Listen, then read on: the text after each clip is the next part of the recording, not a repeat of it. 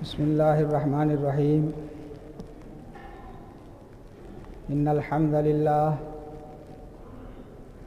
نحمده ونستعینه ونستغفره ونعوذ باللہ من شرور انفسنا ومن سیئات اعمالنا من يهده اللہ فلا مضل له ومن يضلل فلا هادی له واشهد ان لا الہ الا اللہ وحدہ لا شریک له واشهد ان محمدا عبده ورسوله یا ایھا الذین آمنوا اتقوا اللہ حق تقاته ولا تموتن الا وانتم مسلمون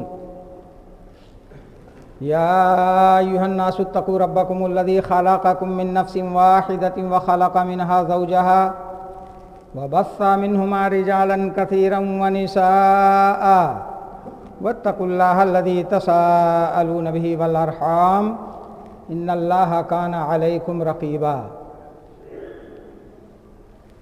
يا ايها الذين آمنوا اتقوا الله وقولوا قولا سديدا يصلح لكم اعمالكم ويغفر لكم ذنوبكم ومن يطع الله ورسوله فقد فاز فوزا عظيما اما بعد فان خير الحديث كتاب الله وخير الهدي هدي محمد صلى الله عليه وسلم وشر الأمور محدثاتها وكل محدثة بدعة وكل بدعة ضلالة وكل ضلالة في النار. أعوذ بالله من الشيطان الرجيم. بسم الله الرحمن الرحيم.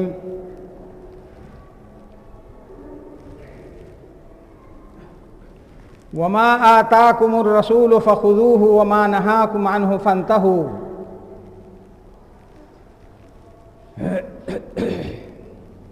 بزرگان دین، اسلامی بھائیوں اور عزیزوں اور خواتین ملت اسلامیہ،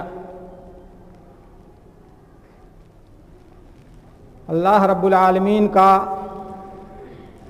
بڑا فضل و کرم ہے کہ اس نے ہمیں اور آپ کو ایمان کی دولت نصیب فرمائی،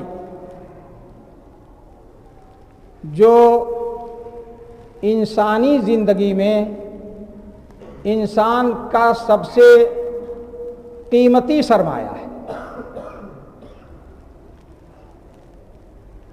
ایمان اتنا قیمتی سرمایہ ہے کہ دنیا کی قیمتی سے قیمتی چیز اس کا مقابلہ نہیں کر سکتی ہے۔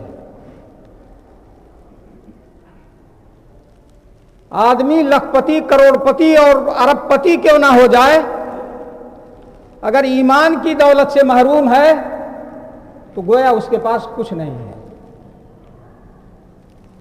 اور اسی کے ساتھ ساتھ اس نے ہم کو اور آپ کو جناب محمد الرسول اللہ صلی اللہ علیہ وسلم کا امتی بنایا، اور صرف امتی نام کا نہیں بنایا بلکہ پیارے نبی جناب محمد الرسول اللہ صلی اللہ علیہ وسلم کے اسوہ اور آپ کے طور طریقے پر چلنے والا بنایا۔ کتنے امتی ہیں لا الہ الا اللہ محمد الرسول اللہ کا کلمہ پڑھنے والے ہیں، مگر وہ ایسے دلدلوں میں، بدعات اور خرافات میں، یہاں تک کہ شرکیات میں مبتلا ہیں، اور وہ سمجھ رہے ہیں کہ ہم بڑا اچھا کام کر رہے ہیں، حالانکہ قیامت کے دن ان کے وہ اعمال ہواء منصورہ ثابت ہوں گے، ہوا اور آندھی کا گرد و غبار ثابت ہوں گے۔ تو اس حیثیت سے یقیناً آپ بڑے خوش نصیب ہیں کہ اللہ رب العالمین نے ہمیں اور آپ کو جناب محمد الرسول اللہ صلی اللہ علیہ وسلم کا متبع اور آپ کا پیروکار اور آپ کی سنت کا شیدائی بنایا ہے۔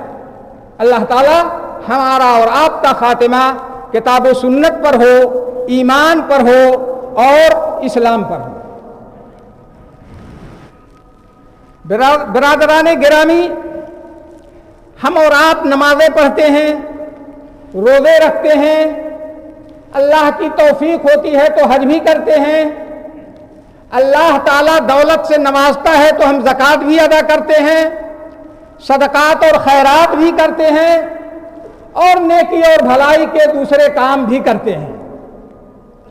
کیوں کرتے ہیں؟ ان کاموں کے کرنے کا ہمارا اور آپ کا مقصد کیا ہوتا ہے؟ مقصد یہ ہوتا ہے کہ اللہ تعالیٰ ہم سے اور آپ سے ان کاموں کی وجہ سے راضی ہو جائے، خوش ہو جائے اور جنت کی دائمی نعمتوں کا ہم کو مستحق بنا دے۔ میرا خیال ہے ہر مسلمان کی نیت یہی ہوتی ہے۔ لیکن آج میں آپ کے سامنے کتاب و سنت کی کچھ اصولی باتیں بتانا چاہتا ہوں۔ یہ ہماری نمازیں اور ہماری دوسری عبادتیں جنہیں ہم اجر و ثواب حاصل کرنے کے لیے رضائے الہی کے لیے کرتے ہیں، تو کیا جو ہماری عبادتوں کی قبولیت کی اللہ رب العالمین کے ہاں شرطیں ہیں، وہ شرطیں ہمارے اندر پائی جا رہی ہیں یا نہیں؟ اگر وہ شرطیں پائی جا رہی ہیں کتاب و سنت کی روشنی میں، تو سمجھنا چاہیے کہ ہماری خوش نصیبی ہے اور امید رکھنا چاہیے کہ انشاءاللہ العزیز اللہ تعالی ہماری چھوٹی بڑی عبادتیں قبول فرمائے گا۔ اور اگر وہ شرطیں نہیں پائی جائیں گی، چاہے کل شرطیں نہ پائی جائیں یا ان میں سے بعض شرطیں پائی جائیں اور بعض نہ پائی جائیں، تو ہمارا اور آپ کا قیمتی سے قیمتی عمل، قیمتی سے قیمتی اور اہم سے اہم عبادت اللہ کے ہاں مقبول نہیں ہوگی۔ اللہ تعالی ہم سب کو اس سے بچائے۔ میں نے آپ کے سامنے جو آیت کریمہ پڑھی ہے وہ سورہ حشر آیت نمبر 7 ہے۔ اللہ تعالیٰ نے فرمایا ہے کہ وَمَا آتَاكُمُ الرَّسُولُ فَخُذُوهُ وَمَا نَهَاكُمْ عَنْهُ فَانْتَهُوا وَاتَّقُوا اللَّهَ إِنَّ اللَّهَ شَدِيدُ الْعِقَابِ۔ تمہیں رسول صلی اللہ علیہ وسلم یعنی محمد عربی صلی اللہ علیہ وسلم بحیثیت رسول جو کچھ دیں، یعنی جتنے فرامین آپ کے ہوں، چاہے قولی، فعلی، تقریری، جو حدیث بھی ہو، تو اللہ تعالیٰ فرما رہا ہے اور اس کا یہ حکم ہے، آرڈر ہے، فخذوہ، تو تم تمام آپ کے اوامر کو لے لو، یعنی ان پر عمل پیرا رہو۔ وما نہاکم عنہ، اور جتنی چیزوں سے آپ منع فرما دیں ان تمام چیزوں سے اپنے آپ کو روک کے رکھو۔ اسی پر اللہ تعالیٰ نے اکتفا نہیں کیا، اسی پر بس نہیں کیا، آگے فرمایا واتقوا اللہ، اور اے اہل ایمان تم اللہ سے ڈرتے رہو، اللہ کا تقوی، اس کا خوف اور اس کی خشیت اپنے دل میں پیدا رکھو۔ تمہارا کوئی قدم کتاب و سنت کے، اللہ اور اللہ کے رسول کے حکم کے خلاف نہ اٹھنے پائے، اور تم کوئی کام ایسا ہرگز نہ کرو جو اللہ اور اللہ کے رسول کی رضامندی اور اس کے حکم کے خلاف ہو۔ اللہ سے ڈرتے رہو۔ واتقوا اللہ، آگے فرمایا بڑی سخت تنبیہ فرمائی ہے، بڑی سخت وعید فرمائی ہے اللہ رب العالمین نے۔ یاد رکھو، اگر تم نے اپنے خواہشات نفس کو داخل کیا، جو اعمال تم کر رہے ہو، کتاب و سنت کے جو کام کر رہے ہو، اگر ان میں تم نے اپنی خواہشات نفس کو دخل دیا، یاد رکھو اللہ تعالیٰ بڑا سخت عذاب والا ہے۔ مطلب یہ ہے کہ یہ جو میرا حکم ہے اللہ اور اللہ کے رسول کے احکام کو بجا لانے اور ان پر عمل کرنے کے بارے میں، اور اللہ اور اللہ کے رسول کی منع کی ہوئی چیزوں سے اپنے آپ کو روک کے رکھنے میں، جو میرا حکم ہے اس میں اللہ سے ڈرتے رہو، اور اگر اس حکم کی تم نے خلاف ورزی کی، یاد رکھو میرے ہی پاس آؤ گے اور تمہاری زندگی کے ایک ایک لمحے کا حساب لے کر کے اگر تم نے ہمارے حکم کی پیروی کی ہوگی تو میری نعمتوں کے مستحق بنو گے، جنت میں تمہیں داخل کروں گا، اور اگر اس کی خلاف ورزی کی یاد رکھو سخت عذاب سے دوچار کروں گا۔ بڑی سخت وعید دی ہے اللہ رب العالمین۔ تو آج میں آپ کے سامنے یہ عرض کرنا چاہتا ہوں کہ ہمارے اچھے اعمال جو ہیں، نیکیاں ہماری چھوٹی بڑی جیسی بھی ہوں، وہ نیکیاں ہم ثواب حاصل کرنے کے لیے کرتے ہیں۔ دیکھنا یہ ہے کہ اللہ کے ہاں وہ ثواب حاصل کرنے کے قابل کب بنیں گے۔ اس سلسلے میں بنیادی طور پر کسی بھی عبادت، کسی بھی عمل صالح کے، اچھے اور نیک کام کے اللہ کے ہاں مقبول ہونے کے لیے بنیادی طور پر 3 شرطیں ہیں۔ عام طور پر لوگ 2 شرط ذکر کرتے ہیں، لیکن وضاحت کے لیے میں اس کو 3 شرطوں سے تعبیر کر رہا ہوں۔ 3 شرطیں ہیں، غور سے سنیے گا، اور اس کان سے سن کر کے اس کان سے نکال کر کے مسجد سے نہ چلے جائیے گا۔ اپنی زندگی کے تمام لمحات میں، تمام اوقات میں، ذاتی کاموں میں، گھریلو کاموں میں، دینی کاموں میں، معاشرتی کاموں میں ان 3 اصولوں اور 3 شرطوں کو سامنے رکھیے گا۔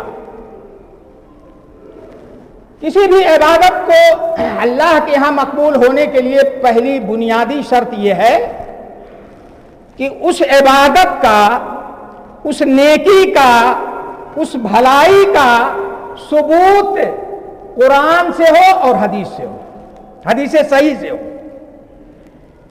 حدیث صحیح میں نے کہا ہے، صرف حدیث نہیں، اس کو غور کیجئے گا، اس لیے کہ بعض حدیثیں موضوع ہوتی ہیں، بعض حدیثیں ضعیف ہوتی ہیں، اور بعض حدیثوں میں ضعف کے اعتبار سے، درجے کے اعتبار سے فرق ہوتا ہے، بہت ساری قسمیں نکلتی ہیں۔ تو جس عبادت کا ثبوت قرآن سے، یعنی اللہ رب العالمین کے براہ راست جبریل علیہ السلام کے رسول اللہ صلی اللہ علیہ وسلم کے پاس وحی لے کے آنے والی کتاب سے ہو، یا پیارے نبی جناب محمد رسول اللہ صلی اللہ علیہ وسلم کی صحیح حدیثوں سے ہو، یہ بنیادی شرط ہے۔ عید میلاد النبی ہو، شب معراج کا جشن ہو، رجب کے کنڈے ہوں، 15ویں شعبان کے روزے ہوں، 15ویں شعبان یا شب معراج کی راتوں کی مختلف عبادتیں ہوں بناوٹی، سب میں نمبر 1 پر دیکھنا پڑے گا کہ کیا قرآن اور حدیث سے یہ چیز ثابت ہے یا نہیں۔ چلیے مان لیجیے کہ کوئی عبادت جو ہم اور آپ کر رہے ہیں قرآن سے ثابت ہے، اور رسول اللہ صلی اللہ علیہ وسلم کی سنت اور آپ کی حدیث سے بھی ثابت ہے، تو پہلی شرط پائی گئی۔ اب یہی کافی نہیں ہے کہ قرآن اور حدیث میں ہے بس کافی ہو گیا۔ دوسری شرط یہ ہے کہ وہ عبادت جو کتاب و سنت سے، قرآن و حدیث سے ثابت ہے، اس میں رسول اللہ صلی اللہ علیہ وسلم کا اسوہ اور آپ کا طور طریقہ کیا ہے۔ یعنی اس عبادت میں ہم اللہ کے رسول صلی اللہ علیہ وسلم کے طور طریقہ کو دیکھنے کے پابند ہیں، جس کو آپ دوسرے لفظوں میں کہہ سکتے ہیں کہ ہر عبادت میں مسلمان متبع سنت ہوگا، سنت کا پیروکار ہوگا، سنت کے مطابق وہ عمل کرے گا، رسول اللہ صلی اللہ علیہ وسلم کے طور طریقے کے مطابق وہ عمل کرے گا، تب وہ عبادت قبولیت کے لائق بنے گی۔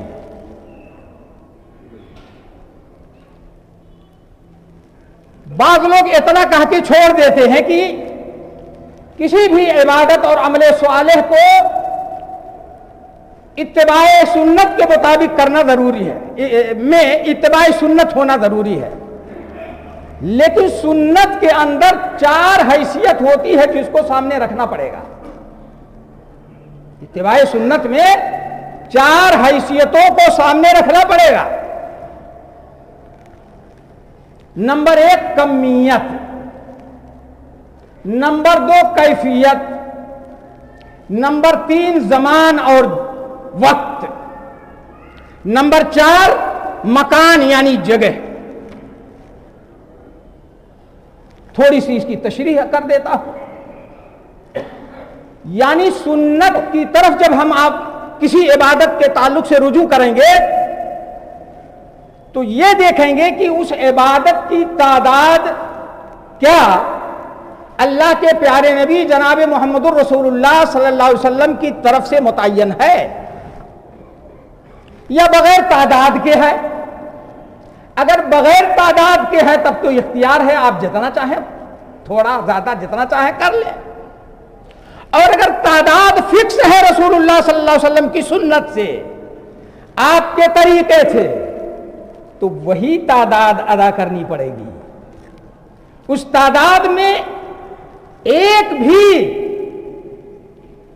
گنتی کی بھی کمی اور بیشی ہم نہیں کر سکتے ہیں. دوسرے نمبر پر کیفیت دیکھنی ہے. کیفیت کا مطلب ہے طور طریقہ، یعنی جو عبادت قرآن سے ثابت ہے، حدیث سے ثابت ہے، اور رسول اللہ صلی اللہ علیہ وسلم نے اس کی ایک تعداد مقرر فرمائی ہے، تو یہ دیکھنا ہے کہ اس کو کیسے ادا کیا ہے آپ نے، یا ادا کرنے کا طریقہ کیا بتایا ہے آپ نے. تو دوسرے نمبر پر سنت میں، اتباع سنت میں کیفیت دیکھنی ہے، یعنی آپ کا طریقہ. میلاد النبی تو ہم منا لیتے ہیں، اسراء اور معراج کا جشن تو ہم منا لیتے ہیں اور خوش ہوتے ہیں کہ جھنڈیاں لگا لو، جلوس نکال لو اور دنیا بھر کے خرافات اور فضول خرچیاں کر ڈالو، اللہ کی رضا مل جائے گی. خطرہ ہے کہ رضا الہی کے بجائے ہم غضب الہی کے شکار ہو جائیں گے اور دنیا میں بھی ہماری کوئی قدر و قیمت نہیں ہوگی اور آخرت میں تو سوال ہی نہیں پیدا ہوتا ہے. تو کیا دیکھنا ہے؟ کیفیت، طریقہ. ابھی مثال کے ساتھ میں واضح کروں گا انشاءاللہ اگر توفیق رہی اللہ کی. ان باتوں کو ذہن میں رکھیے. دو باتیں میں نے آپ کے سامنے عرض کی. کمیت یعنی اس عبادت کی تعداد آپ صلی اللہ علیہ وسلم نے مقرر کی ہے یا آزاد چھوڑ دیا ہے. اگر تعداد مقرر کی ہے تو جو تعداد ہے وہی تعداد ہم اپنائیں گے تب اس کا ثواب پائیں گے. تیسری چیز سنت کے اتباع میں وقت دیکھنا ہے کہ جو عبادت قرآن سے ثابت ہے، حدیث سے ثابت ہے اور رسول اللہ صلی اللہ علیہ وسلم نے اس کا طریقہ بتایا ہے، تو اس میں وہ عبادت آپ نے کب کی ہے، اس کا وقت آپ نے کیا مقرر کیا ہے. ہم جب چاہیں اس عبادت کو کر لیں تو ثواب پائیں گے. تیسرے نمبر پر یہ دیکھنا ہے کہ اس کا وقت اور اس کا زمانہ آپ نے کیا مقرر کیا ہے. اور اتباع سنت کے سلسلے میں چوتھی چیز جو ہمیں اور آپ کو دیکھنی ہے وہ یہ دیکھنی ہے کہ جو عبادت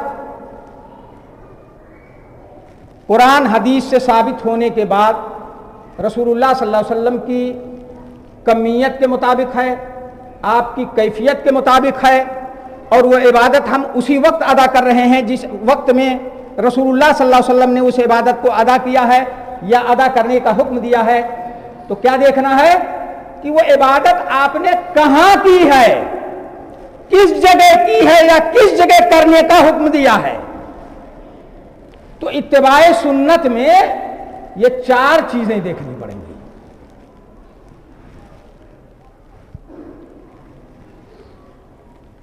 میں نے بتایا تھا کہ کسی بھی عبادت کو اللہ کے ہاں مقبول ہونے کے لیے تین بنیادی شرطیں ہیں. پہلی شرط کہ کتاب و سنت سے اس کا ثبوت ہو.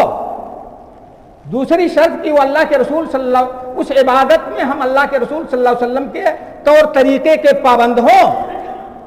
اور تیسری شرط ان دونوں شرطوں کے پائے جانے کے بعد تیسری شرط بھی ضروری ہے. وہ کیا ہے؟ اس کو ہم اخلاص کہتے ہیں. یعنی جو عبادت تمام دونوں شرطوں کے مطابق ہے اس کو ہم اس لیے ادا کریں کہ اللہ تعالیٰ راضی ہو جائے. دکھاوے کے لیے نہ کریں، ریاکاری کے لیے نہ کریں، شہرت طلبی کے لیے نہ کریں، نام و نمود کے لیے نہ کریں۔ کس لیے کریں؟ اس لیے کریں کہ چاہے دنیا جانے یا نہ جانے، اللہ رب العالمین ہم سے خوش ہو جائے۔ آج ہم تھوڑی سی عبادت نہیں کرتے ہیں اور واٹس ایپ اور نہ جانے ذرائع ابلاغ کے کتنے طریقے ہیں، اس کا شہرہ عام کر دیتے ہیں۔ اللہ کے لیے کرو۔ یہ 3 بنیادی شرطیں ہیں۔ اب ایک مثال میں دے رہا ہوں، اس لیے کہ ٹائم بھی نہیں ہے زیادہ۔ یہ شرطیں ذہن میں رکھیے گا، پھر میں مثال دے رہا ہوں تاکہ اور زیادہ بات ہماری اور آپ کی سمجھ میں آ جائے، اور ہم جو کچھ کریں، چھوٹا بڑا عمل صالح، چھوٹی بڑی عبادت، وہ اللہ کے ہاں برابر ہو جائے، اس کا ثمرہ اور اس کا پھل اور اس کا انعام ہم کو اللہ رب العالمین کے ہاں ملنے لگے۔ نماز کو لے لیجیے آپ، نماز 5 وقتہ نماز، 5 وقتہ نماز کی فرضیت کا ذکر قرآن میں بھی ہے اور حدیث رسول صلی اللہ علیہ وسلم میں بھی ہے۔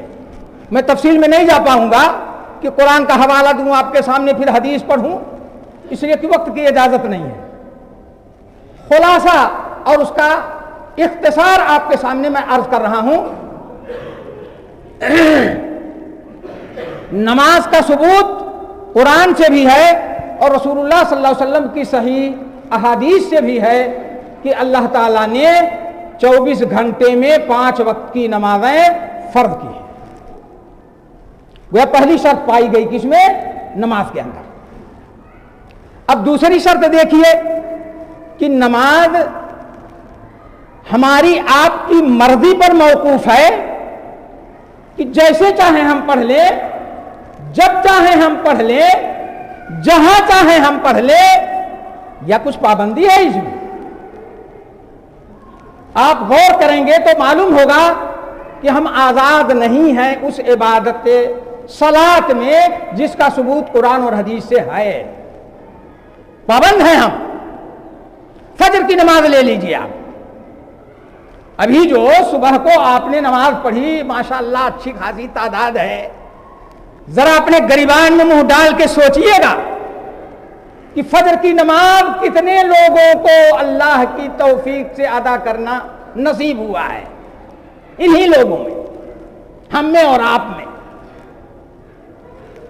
فجر کی نماز بیٹے کتنی رکعت فرض ہے؟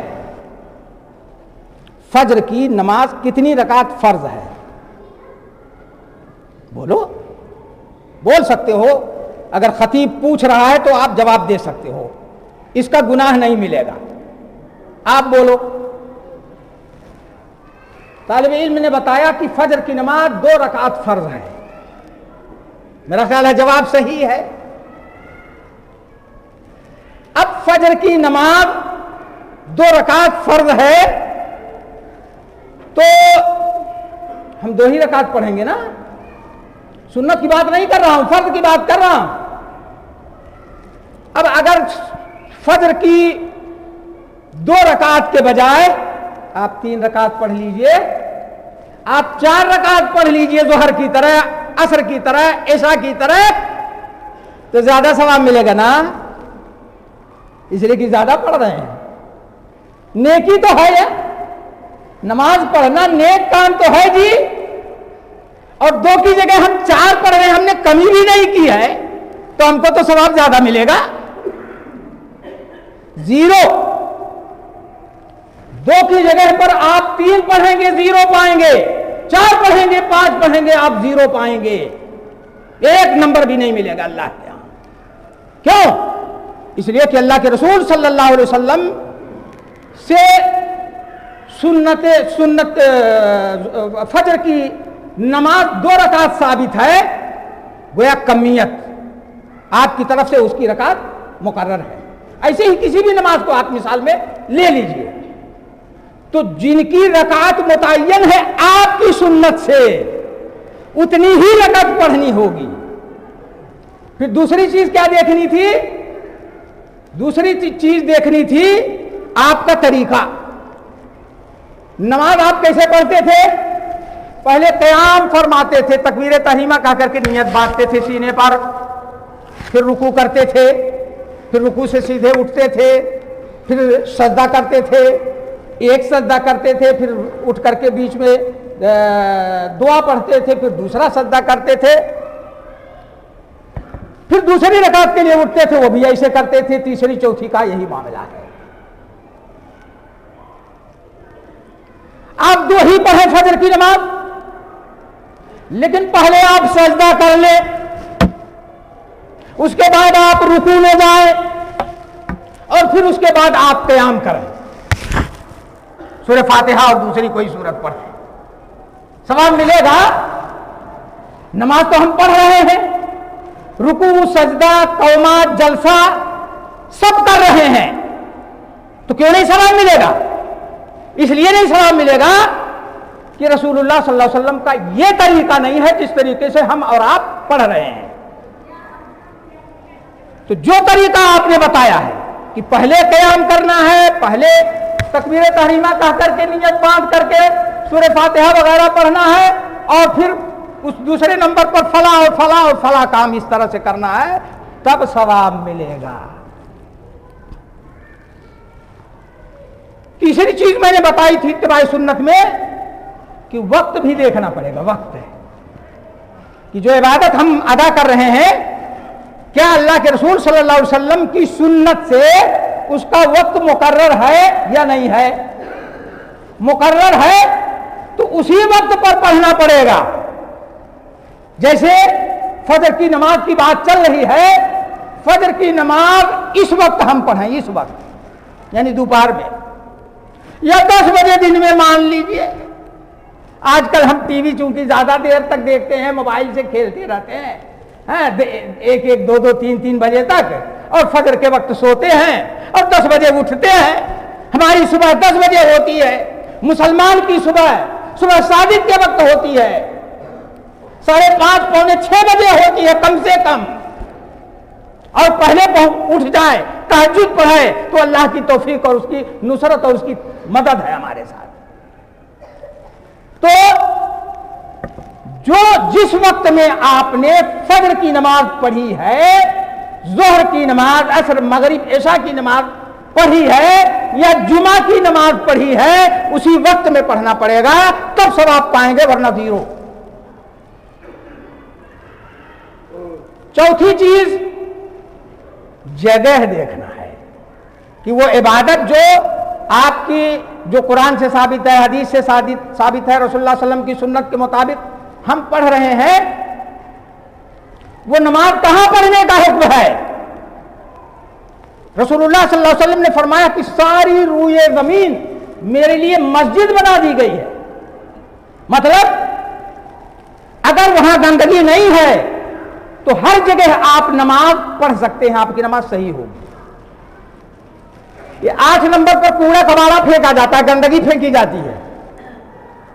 آپ نماز مسجد میں یا پاک جگہ پر پڑھنے کے بجائے آپ جا کر کے نماز وہاں پڑھ لیجئے، مصلی بچھا کر کے اسی گندگی پر. نہیں ثواب ملے گا، آپ کی نماز نہیں ادا ہوگی. آپ نماز شراب خانے میں جا کر کے پڑھیے، مجبوری کی بات نہیں ہے. شراب خان مسجد کے بجائے، پاک جگہ کے بجائے شراب خانے میں جا کر کے نماز پڑھیے، نماز نہیں ہوگی. میرا خیال ہے آپ کی سمجھ میں آ گیا ہوگا. اور تیسری شرط اخلاص. کوئی کام جو بھی عبادت کا ہو اللہ کی رضامندی کے لیے ہونا چاہیے، اللہ کو خوش کرنے کے لیے ہونا چاہیے. اس کا ڈھنڈورا نہیں پیٹنا چاہیے کہ ہم اگر تہجد کی نماز پڑھتے ہیں تو اپنے دوست احباب سے عجیب بڑا مزہ آتا ہے، 4 بجے اٹھتے ہیں اور نماز پڑھتے ہیں، بڑا مزہ آتا ہے. اب کتنا اٹھتے ہیں، کتنے خلوص سے پڑھتے ہیں، وہ تو اوپر والا دیکھ ہی رہا ہے. اور یہ ریل چل رہی ہے، فرشتے، ایک فرشتہ یہاں بیٹھا ہوا ہے اور دوسرا یہاں بیٹھا ہوا ہے، ہمارے تمام حرکات سکنات کو ریل میں ریکارڈ کیا جا رہا ہے۔